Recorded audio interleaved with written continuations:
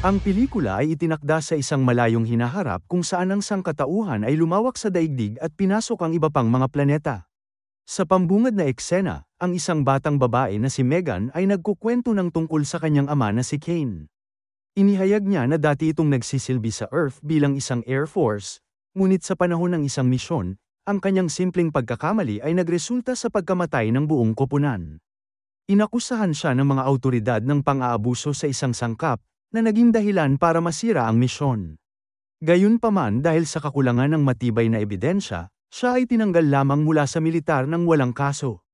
Nakakaramdam pa rin si Kane ng kasalanan sa nangyari kaya siya ay nahulog sa isang malalim na depresyon, siya ay nalulung sa alkohol na naging dahilan upang hindi matuloy ang kanyang kasal.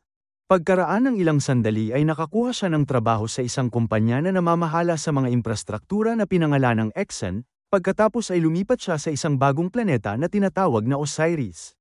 Nagtatrabaho na siya ngayon bilang pinuno ng pagpaplano ng infrastruktura at namamahala sa isang sasakyang pangkalawakan na pinangalanang Flotilla. Malalaman din natin na ang Exxon ay nasa isang misyon na gawing matitirahan ang bagong planetang ito, sinasamantala din nila ang mga materyales nito. Upang magawa ang mahirap na trabaho, nagdala sila ng mga bilanggo mula sa Earth na kinasuhan ng mga karumal-dumal na krimen. Sa sandaling ito, dumating si Megan mula sa Earth upang gumugol ng ilang oras kasama ang kanyang ama. Habang inililibot siya ni Kane sa paligid ng planeta, bigla siyang nagtanong dito kung bakit siya umalis sa Earth. Sumagot ang kanyang ama na siya ay nasa isang misyon upang lumikha ng bagong sangkatauhan at gumawa ng kasaysayan. Gayunpaman, hindi humanga si Megan at sa halip ay binanggit niya na iniisip ng kanyang ina na sinusubukan lang niyang tumakas sa kanyang mga problema. Nagalit si Kane sa narinig, ngunit hindi siya tumugon sa sandaling ito. Ipinagpatuloy lang niya ang pagpapakita sa kanya sa paligid at kalaunan ay tinuturuan siya kung paano gumamit ng baril, tiningnan din nila ang ilang bagong bunker ng militar na itinayo ng Exxon. Pagkaraan ng ilang oras, dinala ni Kane si Megan sa kabiserang lungsod sa pangangalaga ng isang babysitter. Ito ay dahil kailangan na niyang bumalik sa Flotilla, at hindi pinapayagan ang mga bata doon. Nangako si Kane na babalik siya sa loob ng isang linggo at tinitiyak sa kanya na maaari niya siyang makausap anumang oras. Sa gabi ay makikita natin ang ilang mukhang halimaw na nilalang na umaatungal at tumatakbo sa mga bukid ng Osiris, kasabay nito ay maririnig ang isang gwardya ng bilangguan na nag-uulat na may ilang nilalang na lumabag sa pasilidad at pinapatay ang lahat. Kinabukasan ay nagising si Kane sa kanyang silid sa Flotilla, at ang kanyang AI assistant ay binasa ang ilang mga mensahe para sa kanya. Hindi niya pinansin ang mga mensahe ng kanyang asawa at katrabaho, ngunit pagdating kay Megan ay agad niyang pinakinggan ito. Nalaman ni Kane na gusto niyang bisitahin ang isang kalapit na landmark, ngunit bago pa niya maibigay ang kanyang pahintulot ay biglang naputol ang mensahe. Tinanong niya ang AI kung ano ang mali, at ibinunyag nito na kasalukuyang may problema sa komunikasyon sa Osiris. Sa ibang bahagi ng Flotilla, makikita natin ang isang babae na nagngangalang Linux na siyang pinuno ng Exxon. Ipinatawag niya si Coronel Michael, at tinalakay nila ang pagtakas ng mga preso mula sa bilangguan kagabi. Iginiit ni Michael na dapat nilang sabihin ang katotohanan sa lahat at iligtas ang mga tao mula sa mga hayop. Gayunpaman, tumanggi si Linux na nagsasabi na ang lahat ng ito ay nangyari dahil sa kanilang mga pagkakamali. Ipinaliwanag niya na hindi niya maaaring ibunyag ang katotohanan, kung hindi, sila ay aakusahan ng genocide o pagpatay ng lahi. Kasunod nito ay ipinatawag ni Linux ang lahat ng punong kawani, kabilang si Kane sa isang emergency na pagpupulong. Ibinunyag niya na maraming mga bilanggo ang nakatakas mula sa bilangguan at mayroong isang nakamamatay na virus. Sa katunayan, ito ay lubhang mapanganib na maaaring nitong patayin ang lahat ng tao sa planeta ng sabay-sabay. Pagkatapos ay inanunsyo ni Linux na nagpasya siyang magpasabog ng nuclear reactor at sirain ang planeta kung hindi mareresolba ang mga negosasyon sa loob ng 23 oras. Nang marinig ito, natakot ang mga empleyado, ngunit tiniyak niya sa kanila na huwag munang mag-alala sa ngayon. Sa sumunod na eksena, bumalik si Kane sa kanyang silid at sinubukan na tawagan ang kanyang anak ngunit hindi pa rin bumabalik ang koneksyon. Pagkatapos ay pinuntahan siya ni Michael na tila kinakabahan. Ibinunyag nito na nililinlang sila ni Linux at ang mga nakatakas na bilanggo ay walang dalang anumang virus. Ang pinuno ay lihim na nagpaparami ng napakalaking nilalang na tinatawag na Ragged upang tulungan silang kolonisahan ang isang bagong planeta. Sa kasamaang palad, ang mga nilalang na ito ay nakatakas at patungo na sa kabisera. Ang nakakatakot na bahagi ay ang mga ragged na ito ay maaaring makahawa ng sinuman at mabago tulad nila. Sa makatuwid, plano ni Linux na pasabugin ng bomba at lipulin ang buong kolonya upang pagtakpan ang kanilang plano. Pagkatapos ay hinimok ni Michael si Kane na iligtas ang kanyang anak bago masira ang lungsod, at nang marinig ito ay nagpasya si Kane na kumilos agad kaya nagnakaw siya ng isang sasakyang panghimpapawid mula sa istasyon. Pinasundan siya ni Linux sa ilan sa kanyang mga tauhan ngunit kahit papaano ay nakatakas si Kane gayunpaman, sa proseso ay nasira ang kanyang sasakyan at bumagsak sa isang kalapit na lawa.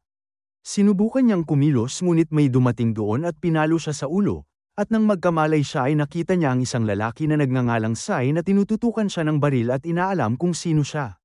Isa rin pala si Sai sa mga preso na nakatakas sa kulungan, at sa oras na iyon ay ipinaliwanag ni Kane na hinahanap niya ang mga bilanggo na may nakamamatay na virus, ngunit ibinunyag ni Sai na napatay na silang lahat ng mga nilalang. Sumunod ay sinabi sa kanya ni Kane ang tungkol sa nuclear reactor, na sasabog sa kolonya sa loob ng 23 oras. Humingi siya ng tulong kay Sai na makarating sa kabisera para mailigtas niya ang kanyang anak. Noong una ay nag-aalinlangan nito ngunit nang matuklasan niyang may access si Kane sa mga bunker ng militar, pumayag na siyang tumulong. Bumalik ang eksena sa nakaraang araw kung saan makikita si Sai sa isang cafeteria ng bilangguan kasama ang kanyang mga kaibigan na sina Charles at Vim. Plano nilang tumakas mula sa bilangguan dahil sila ay itinuturing na parang mga alipin at walang karapatang pantao. Ipinaliwanag ni Sai na ayon sa kanilang plano, kailangan nilang mag-udyok ng away para makulong ang kanilang mga sarili sa solitary confinement. Sinabi niya na ang isa sa mga selda ng confinement ay may trigger system na maaaring buksan ang lahat ng mga selda kapag may emergency. Gayunpaman para mangyari ito, lahat sila ay dapat na makulong at ang bawat selda ay dapat na mapuno. Ibinunyag niya na nakausap na niya ang ibang mga preso, at tutulong ang mga ito sa plano. Nagdududa si Charles sa kanilang mga pagkakataong magtagumpay, ngunit iginiit ni Sai na kailangan na nilang gawin ngayon dahil ito na ang huli nilang pagkakataon. Pagkatapos nito, hindi na nag-aksaya ng oras si Sai at agad na sinimulan ang pakikipaglaban sa isang preso. Nauwi ito sa away ng gang at nagdulot ng kaguluhan sa cafeteria. Nang marinig ang kaguluhan ay dumating ang warden kasama ang kanyang mga gwardya ngunit nakakagulat na pinayagan niyang magpatuloy ang laban. Inutusan niya ang kanyang mga bantay na huwag makikialam hanggat ang ibang mga bilanggo ay magiging maayos at manunood lang. Nagpatuloy ang away sa pagitan ng dalawang gang, at si Sai ay malubhang nasugatan ng kanyang kaaway. Nasa bingit na siya ng kamatayan, ngunit lumapit si Charles na may dalang kutsilyo at sinaksak ang umaatake. Sa resulta ng insidenteng ito, lahat ng miyembro ng gang ay inilipat sa solitary confinement. Pinahirapan sila doon gamit ang umiikot na tubo at kumikislap na ilaw, tinitiyak na hindi sila magkakaroon ng sandali ng kapayapaan. Sa pagbabalik sa kasalukuyan, sina Kane at Sai ay patungo sa kabisera ngunit ang huli ay nagdududa na makakarating sila doon sa tamang oras. Maya-maya ay dumating sila sa harap ng isang bar kung saan may nakaparada na bus sa labas. Pumasok sila at tinanong ang bartender kung sino ang nagmamay-ari sa bus. Tumugon ang lalaki sa pamamagitan ng pagturo sa mag-asawa na sina Bill at Jeep, na sumisinghot ng droga at naglalaro. Nang subukan ni Kane na lapitan sila, sinabi ng bartender na delikado sila. Ngunit hindi pinansin ni Kane ang kanyang babala at lumapit pa rin sa mag-asawa, agad niyang pinagsisihan nito nang ang nagagalit na si Jeep ay tinutukan ng kutsilyo ang kanyang lalamunan. Pagkatapos ay pinilit nila siyang umupo, saka naman siya pinagalitan ni Bill dahil sa pang-iistorbo sa kanilang laro. Ngunit mahinahon na ipinaliwanag ni Kane ang kanyang sitwasyon at hiniling sa kanila na ihatid siya at ang kanyang kaibigan sa kabisera. Nagsalita din si Sai na inihayag na si Kane ay isang ex-con defector na gusto lang mapuntahan ang kanyang anak na babae. Nagdadalawang isip pa rin ang mag-asawa, ngunit nang inalok sila ni Kane ng $20,000 ay pumayag din sila. Muling nag-flashback ang eksena kagabi nang magising si Vim sa loob ng isang hawla, maya-maya lang ay napansin niya ang isang ragged na papalapit sa kanya na ikinatakot niya. Bago pa man makakilos si Vim ay inatake na siya ng nilalang at ginawa siyang katulad nila. Pagkatapos nito ay nilapitan ng warden si Sai at dinala siya sa parehong kulungan, ipinaliwanag niya kung paano nila nililikha ang mga nilalang na ito sa pamamagitan ng pagbabagong anyo ng mga bilanggo na may kakayahang umangkop sa anumang kapaligiran. Akmang sasalakayin si Sai nang biglang bumukas ang pinto ng kulungan, kung saan siya bumagsak sa sahig sa ibaba. Doon ay nakita niya ang isa sa kanyang mga kaibigan, na nagsasabing gumana ang plano at lahat ng mga selda ng kulungan ay nabuksan. Ngunit sa sandaling ito ay dumating si Charles at kinakabahan na umamin na hindi niya sinasadyang napakawalan ang halimaw. Pagkatapos nito ay nagkaroon ng kaguluhan sa bilangguan nang ang mga bilanggo ay nagsimulang tumakbo ng mabilis habang hinahabol sila ng nilalang. Sinubukan ng warden na kontrolin si Vim, na ngayon ay nagbagong anyo bilang isang ragged gayunpaman, hindi nakinig ang nilalang at agad siyang inatake. Samantala, si Sai at ang kanyang dalawang kaibigan ay nakatakas sa kulungan at nagpasya na magtungo sa kabisera. Ngunit tumanggi si Sai na sumama sa kanila, na inihayag na gusto niyang pumunta sa opera. Naguguluhan ang mga kaibigan niya dito pero nirespeto nila ang desisyon niya at umalis. Pagbalik sa kasalukuyan, dinala ng mag-asawang adik sina Sai at Kane sa isang tindahan ng armas. Ang dalawang may-ari ng tindahan ay labis na natatakot at humingi ng malaking halaga ng pera para sa ilang baril. Sa kanilang pagtataka, hindi man lang tumawad si Kane at binayaran sila ng 30,000 dolyar. Pagkaalis ng grupo, tuwang-tuwa ang dalawang may-ari ng tindahan sa pera at nagsimulang sumayaw. Pero ilang saglit lang ay nakarinig sila ng kakaibang ingay sa di kalayuan. Pagtingin nila sa labas ay napansin nila ang napakaraming ragged na nilalang sa harap ng kanilang bahay. Agad na sinimulan ng dalawa ang pagbaril sa kanila at nagawa pang patayin ng ilan sa mga ragged gayunpaman, sa lalong madaling panahon ay naubos ang kanilang mga bala at namatay. Sa ibang lugar, makikita natin si Kane at ang kanyang grupo sa loob ng bus. Sinabi niya sa mag-asawang adik ang tungkol sa bomba at nangako na tutulungan silang makapasok sa bunker pagkatapos nilang mahanap ang kanyang anak. Matapos ang ilang oras na pagmamaneho, sa wakas ay nakarating na ang grupo sa lungsod na nasa kaguluhan. Ang mga tao ay nagtatago dahil sa takot sa mga ragged na umaatake sa kanila. Kahit papaano ay nagawa ng grupo ni Kane na makaiwas sa mga nilalang at nakarating sa gusaling tinutuluyan ni Megan. Pagkatapos nito, nanatili sina Jeep at Bill upang lumaban sa mga halimaw habang sina Sai at Kane ay tumungo sa loob ng gusali. Maingat silang umakyat, kung saan natuklasan ni Kane ang tagapag-alaga ng kanyang anak na nakahandusay sa sahig. Natakot siya sa nakita, at nagsimula siyang sumigaw na parang isang bata. Ngunit ilang sandali pa, lumabas si Megan mula sa isang CR at ganap na hindi nasaktan. Pagkatapos ay niyakap ng dalawa ang isa't isa na nakahinga ng maluwag, saka siya ipinakilala ni Kane kay Sai na nagpapaliwanag na siya ay isang mabuting tao na tumutulong sa kanila. Sa labas ay ginagawa ng mag-asawa ang kanilang makakaya upang pigilan ang mga ragged, ngunit sa kasamaang palad ay inatake ng isa si Bill. Pagkatapos ay dinala siya ni Jeep sa loob at sinubukan na humanap ng paunang lunas, ngunit napagtanto ni Bill na malapit na siyang mamatay kaya naman hinawakan niya palapit ang kanyang asawa at nagsalo sila sa huling halik bago siya pumanaw. Sa ibang lugar ay sinubukan ni Sai, Kane, at Megan na umalis sa gusali ngunit nakatagpo sila ng ragged na nakaharang sa kanilang dadaanan kaya napilitan silang umatras. Pumunta sila sa bubong at agad na tumalon sa bus. Nakiusap ang tatlo kay Jeep na buksan ang pinto na ginawa naman ito sa tamang oras. Samantala sa flotilla, nakatanggap si Linux ng ulat na may bus na papunta sa bunker, labis niyang ikinagalit ito kaya inutusan niya ang kanyang mga tauhan na pigilan sila. Sa kabilang banda, natakot ang grupo nang biglang lumipad sa itaas ang isang fighter jet at pinagbabaril sila. Dahil hindi nila magawang lumaban, humiga lang sila sa sahig ng bus at sinubukan na protektahan ang kanilang sarili. Ang jet ay nagpatuloy sa mabangis na pagsalakay sa loob ng ilang minuto bago tuluyang bumalik sa flotilla. Sa oras na ito ay dumating din ang grupo malapit sa bunker, ngunit nabigla si Sai nang malaman niyang parehong napatay sina Jeep at Kane. Nagulat si Megan sa nakita at nagsimulang sumigaw, ngunit mabilis siyang binuhat ni Sai palayo.